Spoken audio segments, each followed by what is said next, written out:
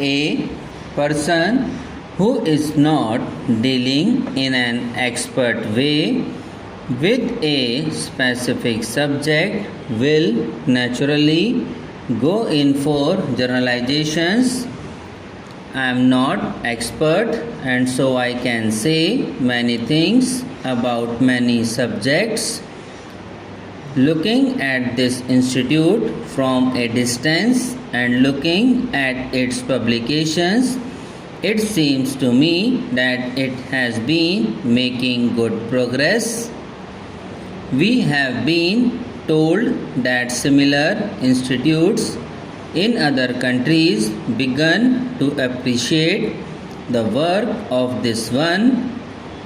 There can be no doubt about the importance of the work which you are called upon to do. I am glad that from a small annual business session, this gathering, taking advantage of the presence of so many distinguished persons who have come here today, will spread out into a conference on a specific subject matter, namely recruitment and training for the public services. I feel that this is something really solid and worthwhile. I am quite sure that it will bear results. It may be what the results are not very obvious, but it will in any case be an earnest discussion of subjects of high importance. I often wonder how we should approach these subjects. There are several possible approaches to teach them. The technicians' approach, the professors' approach, and the man in the streets' approach.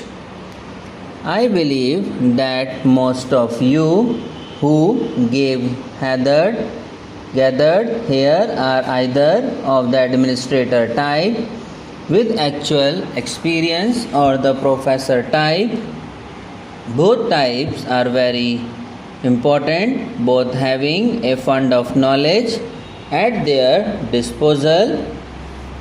It may be said, however, that neither of these two types represents the man in the streets approach. I do not think the man in the streets approach is likely to be well informed or even very helpful. However, it is obviously an important approach because it is the man in the street or the man in the field who counts, because after all, it is him that the administration is ultimately meant to serve. You must always remember that aspect. If you do not, you will have no solid ground under your feet. It is worthwhile to repeat this because the administration not only has to be good but has also to be felt to be good by the people affected. That should always be so, but it is necessary in a fully democratic setup because this is being fast developed not only in this country but in many others too. Now, what is self-government? We have a parliament which is sovereign, which normally speaking is elected every 5 years.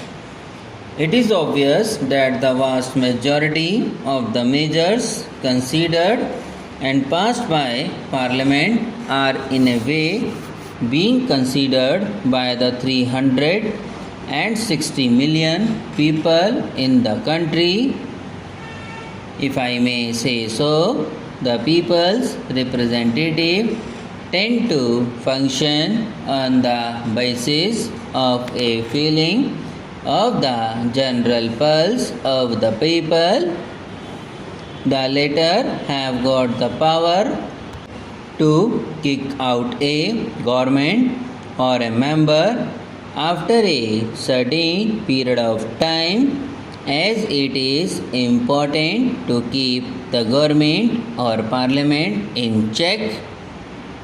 Again, there also exists a general feeling or awareness in the people that things are being done according to their wishes or in consultation with them. In fact, they have begun to feel that they are governing themselves.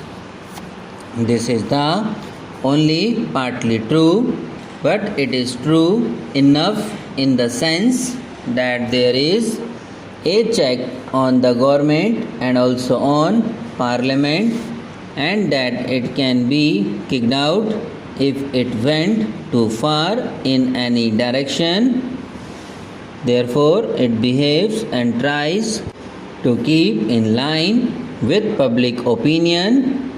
By and large, a parliament or a government does what is reasonable without really making a reference to the people, so long as it gives the impression that democracy has been preserved and the people are being consulted, that their wishes are being respected, all is well. But whether they are actually consulted or not is another matter. If they get the impression that things are being imposed upon them, then friction arises. Apart from doing his work, the administrator, whether he is low, down or high up in the scale, must give the impression, even if that impression is not 100% correct, that he is working through the public will and carrying it out. Of course, this cannot always be done. The administrator cannot carry out everybody's will, but he must give the broad impression that he is functioning in accordance with the public will, always thinking of public grievances, trying to remedy them and consulting the people. Whether such an impression is created or not depends upon the manner in which the administration functions. It is quite essential in a democracy to create this impression in the interest of both the public and the administrator. Otherwise, democracy rebels, perhaps not immediately, but after a period of time. This applies generally to all types of administrative activities, but it applies more so to work of a social character which affects the people at large in many ways. Here,